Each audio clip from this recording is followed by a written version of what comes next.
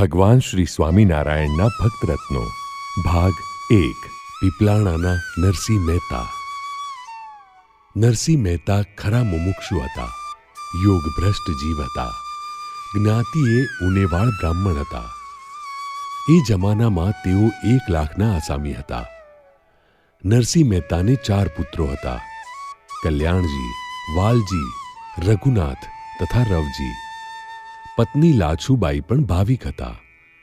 લાડુબાઈ તથા માનુબાઈ આ 2 પુત્રીઓ પણ ભક્તિવાળી હતી. નરસિંહ મહેતાની 2 બહેનો જીબા તથા મીઠીબાઈ હતા. ભગવાન મેળવવા નરસિંહ મહેતા ગિરનાર ઉપર ગયા હતા. ત્યાંની ગુફાઓમાં આથડ્યા, પરકમ્મા કરી, પણ ભગવાન ન મળ્યા. એટલે તેમણે શરીર પાડી નાખવાનો સંકલ્પ કર્યો. પરંતુ ભગવાને તેમને અંતરમાં પ્રેરણા કરી. તેમને લાગ્યું કે દેહ હશે તો કોઈક દાડો ભગવાન મળશે. ખરેખરા ભક્ત હોઈશું તો ભગવાન ઘેર આવીને કમાડ ખખડાવશે. એમ વિચારી તેઓ ઘરે પાછા આવ્યા. એવામાં રામાનંદ સ્વામી પીપલાણા આવ્યા. નરસિંહ મહેતાને તેમનો યોગ થયો. ત્યારે મહેતાને એમ જ લાગ્યું કે આ જ ભગવાન છે. એ વખતે રામાનંદ સ્વામીએ તેમને કહ્યું, મહેતા, અમે તો ઉદ્ધવનો અવતાર છીએ. પરબ્રહ્મના સાક્ષાત અવતાર તો હવે અહીં આવશે અને તમને મળશે. નરસિંહ મહેતા શાલિગ્રામની પૂજા કરતા. એકવાર તેઓ પૂજા મગ્ન હતા. તે જ વખતે ભગવાન સ્વામિનારાયણ નીલકંઠ વર્ણી વેશે સોરઠમાં વિચરણ કરતા પીપલાણા પધાર્યા અને નરસિંહ મહેતાના ઘર આંગણે ઊભા રહી ભિક્ષાની આહલેખ દીધી.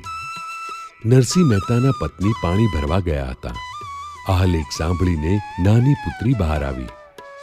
કાંતિમાન કિશોરને નિહાળી તે તરત જ બોલી, બ્રહ્મચારીજી, થોડી વાર ખમો તો ઊના ઊના રોટલા આપું. તેથી વર્ણી આંગણામાં વૃક્ષ નીચે મૃગચર્મ પાથરીને બેઠા.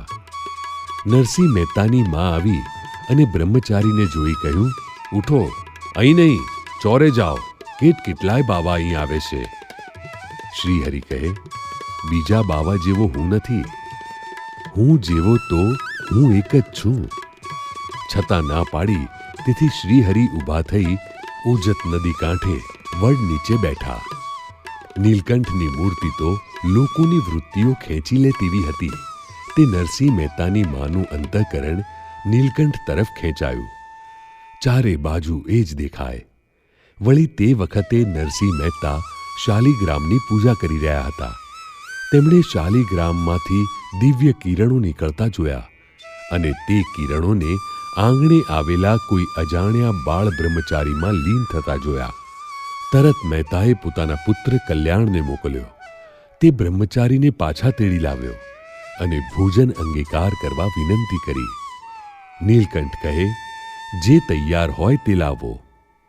દૂધ અને જુવારનું ધાન તૈયાર હતું. તે તેમને જમવા આપ્યું. નીલકંઠ પ્રભુએ પ્રથમ શાલિગ્રામને તે જમાડ્યું. પછી પોતે થોડી પ્રસાદી અંગીકાર કરી. શેષ પ્રસાદી વહેંચી દીધી. નરસિંહ મહેતા જાણે પૂર્વની પ્રીત હોય તેમ નીલકંઠ પ્રભુની મૂર્તિમાં મગ્ન થઈ ગયા હતા. વાતચીતમાં મહેતાએ રામાનંદ સ્વામીનો મહિમા વર્ણીને કહ્યો. તે સાંભળી વર્ણી રાજી થયા અને વિદાય માંગી. મહેતા તેમને વળાવવા ગયા. ઓજતને આરે આવ્યા ત્યાં મહેતાએ બીજો ચમત્કાર જોયો. બ્રહ્મચારી પુરુષોત્તમ સ્વરૂપે તેને દેખાયા.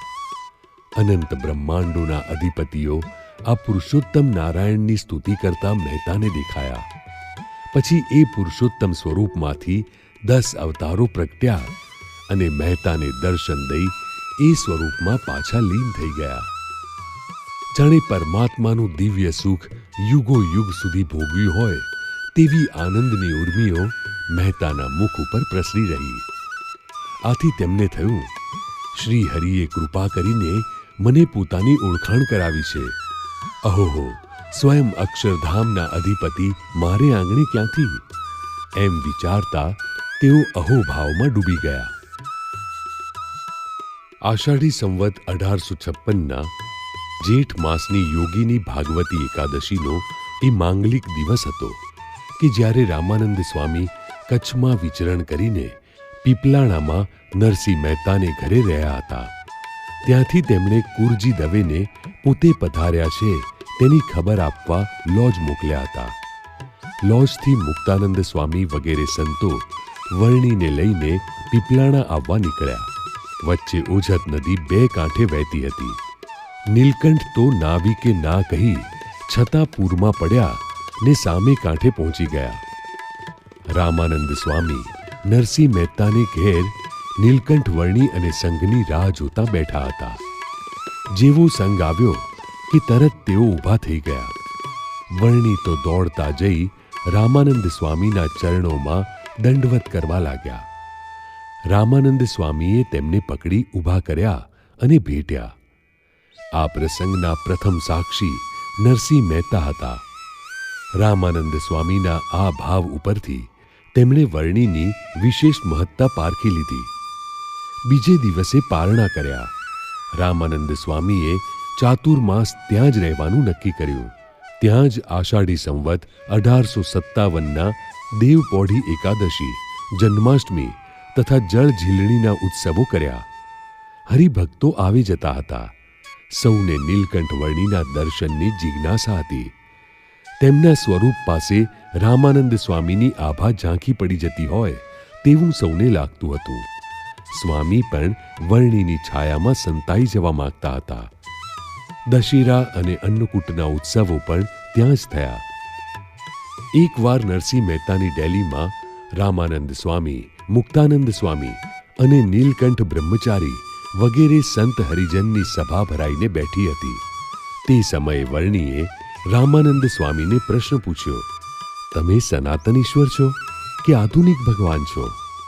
તે ટાણે સ્વામીએ ઉત્તર ન કર્યો ને બીજા હરિજન સામું જોઈને વાત કરવા લાગ્યા.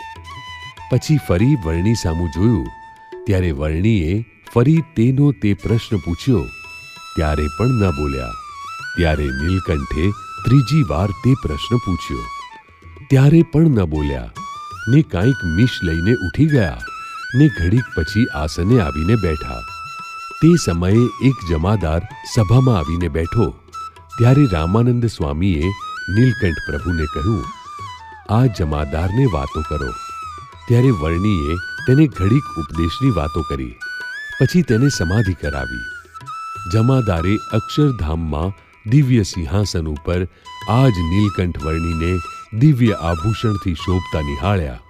વળી ત્યાં અનંત કોટી પૈગંબરને તથા રામાનંદ સ્વામીને વર્ણીની સેવા કરતા જોયા. તે જોઈ જમાદાર આશ્ચર્ય પામી ગયો. પછી વર્ણીએ જમાદાર સામે દ્રષ્ટિ કરી તેથી તે તરત જાગ્રત થયો ને બોલ્યો, તમારા હિન્દુમાં એસા અન્યાય કેમ છે? મુર્શદ છે તે ઊંચે આસને બેઠા છે, અલ્લાહ છે તે હેઠા બેઠા છે. તે સાંભળીને રામાનંદ સ્વામી બોલ્યા, અમારામાં અસલથી એવી રીતે ચાલી આવે છે. આગળ રામચંદ્રજી ભગવાન હતા ત્યારે ગુરુ વશિષ્ઠ ઊંચે આસને બેસતા ને રામચંદ્રજી હેઠા બેસતા. હું તો નીલકંઠ બ્રહ્મચારીની આજ્ઞાએ કરીને બેઠો છું ને બડા તો તે છે. તે સાંભળીને પછી જમાદાર પગે લાગીને ગયો. રામાનંદ સ્વામી ધામમાં ગયા પછી શ્રીહરિ સોરઠમાં વિચરણ કરતા કરતા પીપલાણા પધાર્યા. નરસિંહ મહેતાની ડેલીએ ઉતારો કર્યો. નરસિંહ મહેતાના ભાઈ નારણજી, તેની પત્ની રૂકમાઈ અને રૂકમાઈની માં લાડકીબાઈ પણ શ્રીહરિનો આ અલૌકિક લાભ લેવા આખાથી આવી ગયા હતા. મહેતા કુટુંબમાં સૌ શ્રીહરિની સેવામાં તન્મય બની ગયા હતા. પીપલાણામાં એક સંઘાઈનો વડ હતો. અહીં ઘણા ભૂત રહેતા હતા. શ્રીહરિએ ત્યાં સભા કરી અને ભૂતોનો મોક્ષ કર્યો. સૌને દિવ્ય ગતિ આપી બદ્રિકાશ્રમમાં તપ કરીને શુદ્ધ થવા મોકલી દીધા. પછી સૌ ઓઝતમાં સ્નાન કરવા ગયા. નરસિંહ મહેતાનો પુત્ર રઘુનાથ સ્નાન કરતો હતો ત્યાં તેને શ્રીહરિએ સમાધિ કરાવી. તેથી જેમ શબ તરતું હોય તેમ તે નદીમાં તરવા લાગ્યો. આ જોઈ સૌ ગભરાયા. શ્રીહરિને કહ્યું, મહારાજ, એ બિચારો ડૂબી જશે. શ્રીહરિએ તેમની મૂંઝવણ જોઈ તેને જાગ્રત કર્યો. રઘુનાથે અક્ષરધામ અને અક્ષરધામના પતિ આ પ્રત્યક્ષ શ્રીહરિના દિવ્ય દર્શનની વાત કરી. આમ શ્રીહરિએ અનેક લોકોને પોતાના સ્વરૂપમાં ખેંચ્યા હતા. તે વખતે ભેગા ઘણા સાધુ તથા હરિભક્ત હતા. સૌનો ઉતારો નદી કાંઠે રાખ્યો હતો. સાયંકાળે ઓજત નદીમાં સ્નાન કરવા પધાર્યા. તે સમયે શ્રીહરિ સાથે સંતો તથા હરિભક્તો પણ નાહવા માંડ્યા. ત્યારે શ્રીહરિએ ઘણા હરિભક્તોને સમાધિ કરાવી હતી ને વહેતા પાણીના પૂરમાં તણાતા મેલ્યા હતા. શ્રીહરિએ અહીં એવો ચમત્કાર જણાવ્યો હતો કે જેને સમાધિ ચડે તે એક ગાઉ સુધી તણાતા જાય. પછી શ્રીહરિ નેત્ર કમળની સાન કરે ને સૌને પાછા ખેંચી લાવે. પીપલાણા ગામની આથમણી બાજુ એક ઘટાદાર વડનું વૃક્ષ હતું. તેની છાયા હેઠે સભા કરીને શ્રીહરિ મોટા સિંહાસન ઉપર બિરાજમાન થયા ને કેટલીક વાતો કરી. પછી તે વડની એક ડાળ વાંકી હતી તે ઉપર ઘોડો પલાણીને બેઠા ને સંતો સર્વે ઉત્સવ કરવા લાગ્યા. તે વખતે શ્રીહરિની મૂર્તિમાંથી કરોડો તેજના કિરણો છૂટવા લાગ્યા. આ જોઈ સૌ હરિભક્તો આશ્ચર્યચકિત થઈ ગયા. તે વખતે ઘણા નવા મુમુક્ષુઓએ શ્રીહરિનો આશ્રય કર્યો. શ્રીહરિ સાથે રામાનંદ સ્વામીના દીક્ષિત સંતો હતા. તેમને આ ચમત્કારથી શ્રીહરિમાં રામાનંદ સ્વામી કરતા અનેક ગણું હેત થયું. નરસિંહ મહેતા સહિત 4 ભાઈઓ હતા. નાના ભાઈ નારણજીના લગ્ન આખાના નારાયણ દવેના દીકરી રૂકમાબાઈ સાથે થયા હતા. નાના ભાઈનું મૃત્યુ થયું પછી નરસિંહ મહેતા ભાભીને અન્ન વસ્ત્ર દેતા નહીં. શ્રીહરિને રૂકમાબાઈએ પોતાના ભાગ માટે વાત કરી. શ્રીહરિ કહે, તમારે દ્રવ્યનું શું કામ છે? રૂકમાબાઈ કહે, તમારી સેવામાં વપરાય ને. અમને તમારો ભાગ લખી આપો તો અમે તેમની પાસે કઢાવીએ. તેમણે હા કહી અને ભાગ લખી આપ્યો. તે વખતે પીપલાણામાં લગ્નગાળો ચાલતો હતો. તેથી સત્સંગીઓની સભામાં સોપારી વહેંચાતી હતી. શ્રીહરિના ચરણે સોપારી મુકાઈ. શ્રીહરિ હાથ વડે ફેરવવા લાગ્યા. શ્રીહરિ કહે, આ પ્રસાદી કોને લેવી છે? બધા ભાવ ચડાવવા લાગ્યા. નરસિંહ મહેતા કહે, મેં 100 કોરીમાં લીધી. શ્રીહરિ કહે, અમારે કોરી જોઈતી નથી. મેઘપુરમાં મહાયાગ કરવો છે, વળી બ્રાહ્મણોની 84 કરવી છે. તેમાં અમારા નામે ઉછીનું ધન આપો, પછી ચૂકતે કરી દઈશું. તેઓ સંમત થયા. યજ્ઞ આરંભાયો. 84 થઈ. છેલ્લે દિવસે શ્રીહરિના કહેવાથી આનંદ સ્વામીએ મહેતાની જય બોલાવી. નરસિંહ મહેતા કહે, મારી જય શાની? શ્રીહરિ કહે, તમારી નહીં તો રૂકમાઈની જય બોલાવીએ, કારણ કે રૂકમાઈએ તમારી પાસે પોતાનું લેણું ધન આ યજ્ઞમાં વાપરવા અમને લખાણ કરી આપ્યું છે. તે આ રૂકમાઈનો ભાગ ખર્ચાઈ ગયો. નરસિંહ મહેતા કહે, આ તો ગજબ થયો. કપટ કરી બલીની જેમ મારું બધું લઈ લીધું.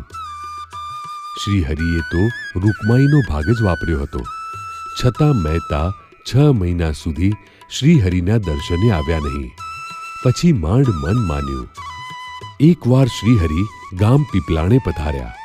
નરસિંહ મહેતાના પત્નીએ થાળ તૈયાર કર્યો અને શ્રીહરિને જમવા બેસાડ્યા.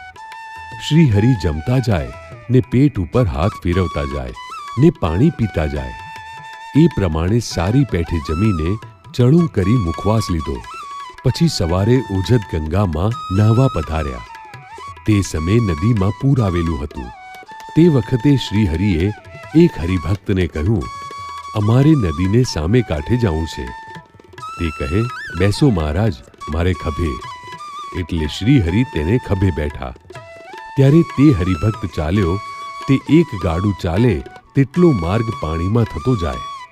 એમ સામે કાંઠે ગયા ને પાછા એ પ્રમાણે આ કાંઠે આવ્યા ને ફરી સામે કાંઠે ગયા. એમ કેટલી વાર લીલા કરી.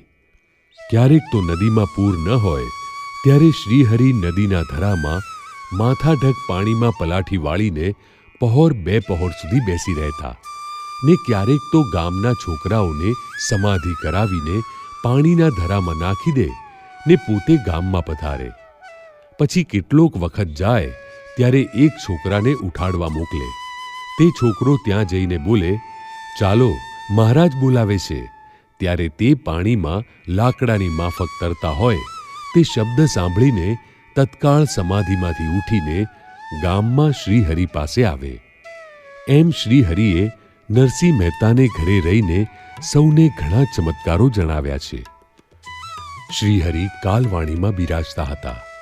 પ્રબોધિનીનો સમયો પૂરો થયો એટલે આખાના નારાયણ દવે તથા તેનો પુત્ર નરસિંહ દવે તથા પીપલાણાના નરસિંહ મહેતા બધા મળી શ્રીહરિ પાસે આવ્યા અને શ્રીહરિને 2 હાથ જોડી વિનંતી કરી, મહારાજ, અમારે ગામ પધારો. શ્રીહરિએ કહ્યું, સારું, કાલે આવીશું. શ્રીહરિએ આમંત્રણ સ્વીકાર્યું એટલે તેઓ રાજી થઈ ગયા. શ્રીહરિ સાથે 300 સંતો હરિભક્તો હતા. તે તમામ માટે ઉતારા, પાગરણ, રસોઈ વગેરેની તૈયારી કરવા તેઓ તરત જ નીકળી ગયા. જ્યાંથી આખા ગામ અને પીપલાણાનો માર્ગ જુદો પડે છે ત્યાં આખા અને પીપલાણાના હરિભક્તો સામૈયું કરવા ઊભા હતા. ઢોલ તાસા વાગતા હતા. જેમ વસંતમાં ફૂલ પાંગરે તેમ શ્રીહરિના દર્શન થતાં જ હરિભક્તોના મન પણ પ્રફુલ્લિત થઈ ગયા. નારાયણ દવેના મનમાં હતું કે શ્રીહરિ આખા પધારે છે. નરસિંહ મહેતાના મનમાં હતું કે શ્રીહરિ પીપલાણા પધારે છે. ભોળા ભાવના બંને ભક્તોએ એવો કોઈ વિચાર કર્યો ન હતો કે શ્રીહરિ પહેલા કઈ ગામ પધારશે. બંનેએ રસોઈનો આદર કરી દીધો હતો. શ્રીહરિ પધાર્યા. સૌએ સ્વાગત કર્યું, દંડવત કર્યા, પગે લાગ્યા. પછી શ્રીહરિના ચાલવાની રાહ જોતા ઊભા રહ્યા. શ્રીહરિએ પૂછ્યું, અમારે પહેલા કઈ ગામ જવાનું છે? નરસિંહ મહેતાએ તરત જ કહ્યું, મહારાજ, પીપલાણે રસોઈ તૈયાર છે.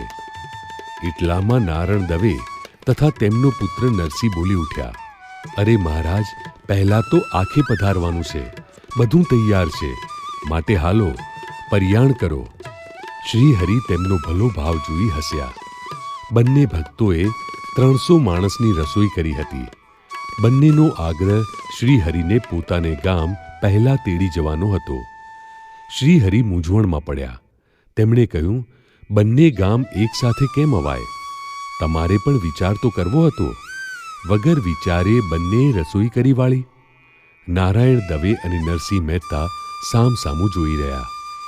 તે વખતે શ્રીહરિએ તે બંનેને વ્યક્તિગત બોલાવી કાનમાં કહ્યું, તમે આગળ ચાલતા થાઓ, અમે તમારે ત્યાં આવીએ છીએ. શ્રીહરિની આજ્ઞા થઈ એટલે બંને પોતપોતાના ગામના હરિભક્તો સાથે પોતાના ગામ ભણી ચાલવા લાગ્યા. શ્રીહરિએ આખા ગામમાં હરિભક્તોને ઘરોઘર પધરામણી કરી અને નારાયણ દવેની રસોઈ જમ્યા. તે જ પ્રમાણે પીપલાણામાં પણ શ્રીહરિ નરસિંહ મહેતાની રસોઈ જમ્યા. તેની સેવા અંગીકાર કરી ગામમાં હરિભક્તોને ઘેર પધરામણીએ પધાર્યા. પીપલાણાના હરિભક્તો જાણે કે શ્રીહરિ પીપલાણામાં બિરાજમાન થયા છે. આખાના હરિભક્તો જાણે કે શ્રીહરિ આખામાં બિરાજમાન છે. થોડા દિવસ આમ ચાલ્યું. એક દિવસ આખાના એક હરિભક્ત પીપલાણે ગયા. અહીં ગામમાં પેસતા જ તેને કોઈ નવો ઉત્સાહ દેખાયો. સૌના મોં ઉપર દિવ્ય આનંદ હતો. નરસિંહ મહેતાને ઘેર ગયા ત્યાં તેણે શ્રીહરિને જોયા, સંતોને જોયા, હરિભક્તોને જોયા. તેને આશ્ચર્ય થયું. શ્રીહરિ અને આ સંતો હરિભક્તો તો આખા બિરાજે છે અને અહીં ક્યાંથી? તેણે નરસિંહ મહેતાને પૂછ્યું, મહારાજ ક્યારના અહીં પધાર્યા છે? કેમ વળી કાલવાણીથી નીકળીને સીધા અહીં જ આવ્યા છે? મહેતાએ કહ્યું, પણ અમારે ત્યાં આખામાં પણ તે દીના બિરાજે છે. આ બધા સંતો અને હરિભક્તો સુદ્ધા. આખાના હરિભક્તે આખા આવી નારાયણ દવેને તથા બીજા હરિભક્તોને કહ્યું, મહારાજ તો પીપલાણે પણ બિરાજે છે. બધા સંતો હરિભક્તો સાથે ઘેર ઘેર પધરામણીમાં પધારે છે અને સભાભરી ઉપદેશ પણ આપે છે. પીપલાણામાં તેમણે કહ્યું હતું કે શ્રીહરિ સંતો સાથે આખા બિરાજે છે, તેથી ત્યાંના હરિભક્તોને પણ આશ્ચર્ય થયું. બંને ગામના હરિભક્તો એકબીજાના ગામમાં જવા લાગ્યા. સૌને પ્રતીતિ થઈ કે શ્રીહરિ આખા અને પીપલાણામાં 2 સ્વરૂપે બિરાજે છે. થોડા દિવસ પછી શ્રી હરિએ બંને ગામના હરિભક્તોને બોલાવીને કહ્યું, ગામમાં જગ્યા બહુ સાંકડી પડે છે, માટે ઓજતને કિનારે આપણે તંબુઓ રાવટીઓ નાખો. ત્યાં વિષ્ણુ યાગ કરવો છે, હજારો બ્રાહ્મણોને જમાડવા છે. એ પ્રમાણે ઓજત નદીને કિનારે ઉઘાડી કુદરતને ખોળે શ્રી હરિએ ઉત્સવના મંડાણ કર્યા. શ્રી હરિને નરસિંહ મહેતાએ કહ્યું, મહારાજ, ઓજતને કાંઠે બધી વ્યવસ્થા થઈ ગઈ છે. શ્રી હરિએ કહ્યું, સારું, તમે હવે સાબદા થાઓ, અમે આવીએ છીએ. શ્રી હરિ આખામાંથી વાજતે ગાજતે નીકળ્યા. તે પ્રમાણે પીપલાણામાંથી પણ ઢોલ, તાસા અને નગારાના ઘોષ કરતાં સૌ સાથે શ્રી હરિ નીકળ્યા. ઓજતને કિનારે બંને સ્વરૂપો ભેગા થયા. સૌ આશ્ચર્યવત આ જોઈ રહ્યા અને બંને સ્વરૂપો એકબીજામાં સમાઈ ગયા. વિષ્ણુ યાગ માટે ભવ્ય તૈયારીઓ થઈ હતી. વેદ મંત્રોના ઘોષ પણ વેદપાઠી બ્રાહ્મણો કરવા લાગ્યા. નરસિંહ મહેતાએ આ વખતે દ્રવ્ય ખર્ચી શ્રી હરિને રાજી કરી લેવાનો નિર્ણય કરી લીધો હતો. એટલે ત્યાં ઘી, સાકર અને સીધાના ગંજ ખડકાઈ ગયા હતા. બ્રાહ્મણો રસોઈ બનાવતા હતા, શ્રી હરિ પીરસતા હતા. જમી જમીને થાકતા બ્રાહ્મણો વિદાય લેતા ત્યારે દક્ષિણા પણ પામતા. આમ ઓજત કાંઠે આ મહાવિષ્ણુ યાગ, બ્રહ્મભોજન, હરિભક્તોના સમૂહમાં કથા કીર્તનના પ્રસંગો લગભગ 6 માસ ચાલ્યા. આ યજ્ઞ દરમિયાન શ્રી હરિએ વસંત પંચમી અને ફૂલદોલના ઉત્સવ પણ અહીં જ કર્યા. તેમજ શ્રી હરિ જયંતી અને નૃસિંહ જયંતી પણ અહીં જ કર્યા. જેઠ સુદ દશમ, ગંગા જન્મ તથા ભીમ એકાદશીનો ઉત્સવ પીપલાણામાં કરી પીપલાણા ગામને મહાતીર્થભૂમિ બનાવી દીધી. નોંધ: સંવત 1886ના જેઠ સુધી દશમીને દિવસે શ્રી હરિ સ્વધામ પધાર્યા. તે પછી ઘણા હરિભક્તોને તેમણે વિવિધ દર્શન આપ્યા હતા. તે જ દિવસે વડોદરાથી રામચંદ્ર વૈદ હરિભક્તોના સંઘ સાથે શ્રી હરિની અસ્વસ્થ તબિયતના સમાચાર સાંભળી ગઢપુર આવતા હતા. તેઓ ઉગામેડી પહોંચ્યા. ત્યાં સામેથી જ તેમણે શ્રી હરિને માણકી ઉપર આવતા જોયા અને પોતાનો હાથ લાંબો કરી કહ્યું, વૈદરાજ, જુઓ અમારી નાડી.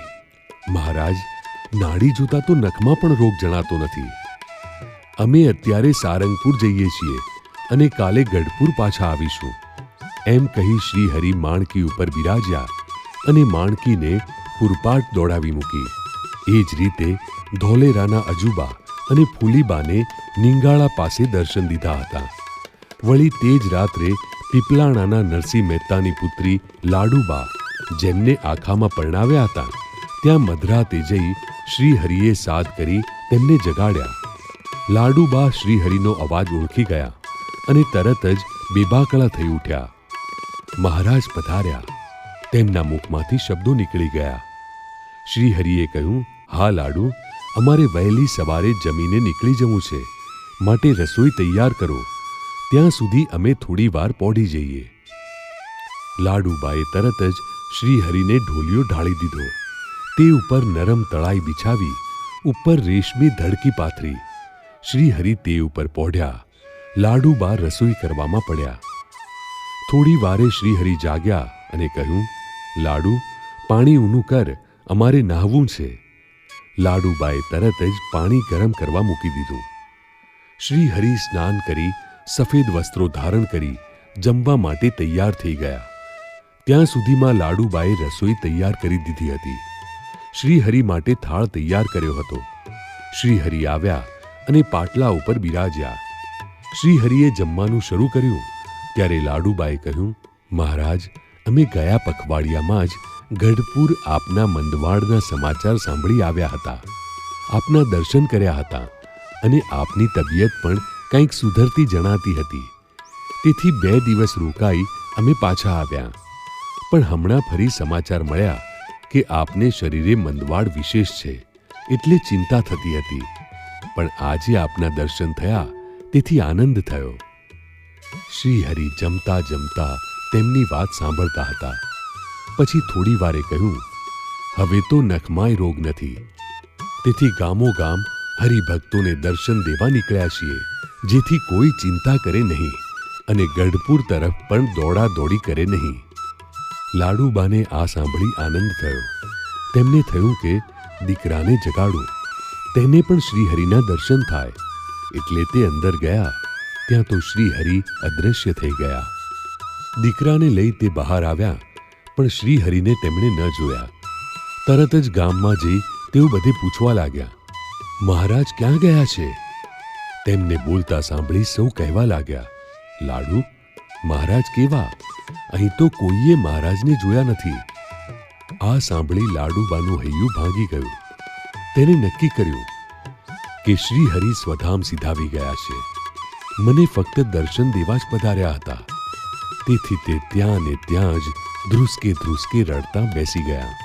શ્રીહરિની કૃપાથી લાડુબાએ નિરાવરણ સ્થિતિ પ્રાપ્ત કરી હતી. લાડુબાએ અક્ષર બ્રહ્મ ગુણાતીતાનંદ સ્વામીને શ્રીહરિના ધામ રૂપે ઓળખી લીધા હતા. પોતાના પરિવારજનોને ગુણાતીતાનંદ સ્વામીમાં જોડ્યા હતા. સ્વામીને તેઓ ગુરુ તરીકે માનતા. આથી શ્રીહરિની જેમ સ્વામીને પણ તેઓ અવારનવાર આખા પધરાવતા. સ્વામી પણ તેમનો ભાવ જોઈને ગોપાળાનંદ સ્વામી જેવા વડીલ સંતોને સાથે લઈને આખા પધારી